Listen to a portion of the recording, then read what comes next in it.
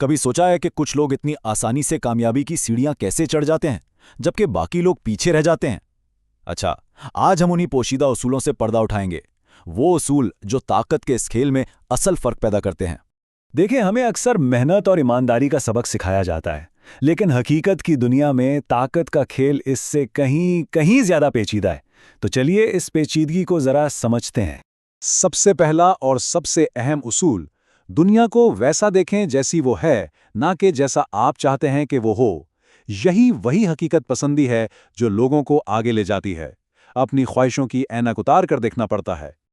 तो पहला अनकहा उसूल वो ये है कि इस खेल को तस्लीम किया जाए। ये समझना बहुत ज़रूरी है कि सिर्फ अच्छी नीयत से काम नहीं बनता, आपको मैदान के उसूलों को समझना ही होगा।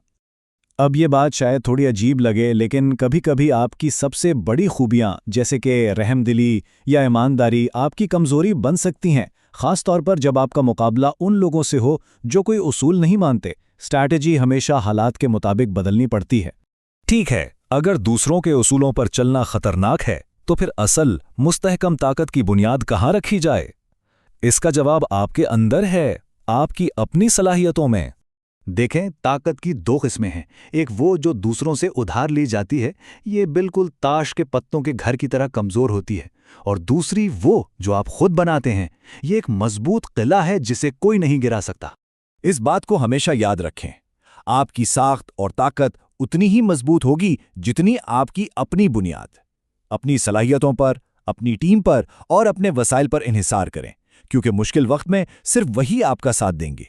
जब आपकी अपनी बुनियाद मजबूत हो जाती है तो अगला कदम आता है दूसरों के साथ अपने रिश्तों को संभालना।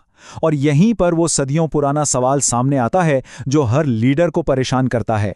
एक लीडर के लिए क्या बेहतर है, कि लोग उससे मोहब्बत करें या उससे खौफ खाएं?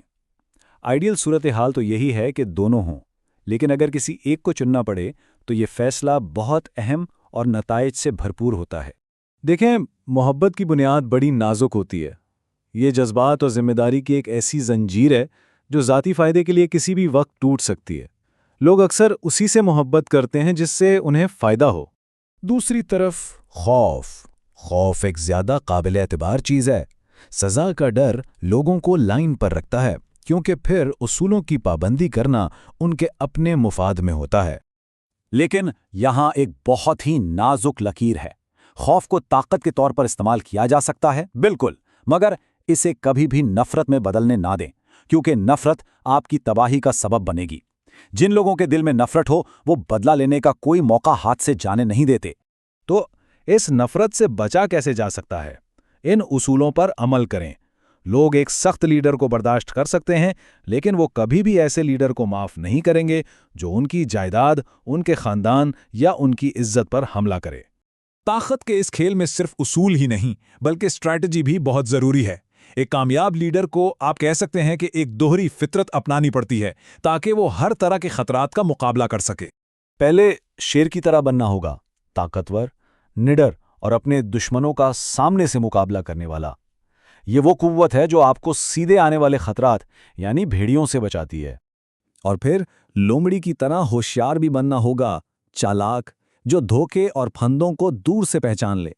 ये वो ज़हानत है जो उन मसाइल को हल करती है जिन्हें सिर्फ ताकत के जोर पर हल नहीं किया जा सकता। इस बात को समझना बहुत ज़रूरी है। सिर्फ शेर बनना आपको जाल में फंसा देगा और सिर्फ लोमड़ी बनना आपको भेड़ियों का शिकार बना देगा। कामयाबी के लिए ताकत और ज़हानत दोनों का इम्तिजाज लाजमी है। अच्छा, अब आपके पास ताकत भी है, स्ट्रैटेजी भी है, लेकिन एक चीज़ अब भी बाकी है जो शायद सबसे अहम है, और वो है आपका अवामी तासुर। मतलब दुनिया आपको किस नज़र से देखती है। ताकत की दुनिया में ना हकीकत अक्सर इतनी अहम नहीं होती जितना कि लोगों का तासुर। लोग आपके बारे में उसी पर यकीन करते हैं जो वो देखते हैं, ना कि उस पर जो वो हकीकत में जानते हैं। अवामी हिमायत हासिल करने के लिए एक लीडर को रहमदिल, वफादार और ईमानदार नजर आना चाहिए। भले ही पर्दे के पीछे फैसले कितने ही सख्त क्यों ना किए जा रहे हों, आपका अवामी चेहरा हमेशा मुस्बत रहना चाहिए। और आखिर में ये याद रखें, आवाम हमेशा नताइज से मुतासिर होती है। अगर आप कामयाब हैं तो आपके तरीकों पर कोई सवाल नहीं उठाएगा। कामयाबी अपने आप में सबसे बड़ी दलील बन जाती है। तो ये थे ताकत के कुछ अनकहे उसूल। अब आखिरी सवाल आपके लिए है, اپنے مقاصد حاصل کرنے اور جیتنے کے لیے آپ کیا کرنے کو تیار ہیں؟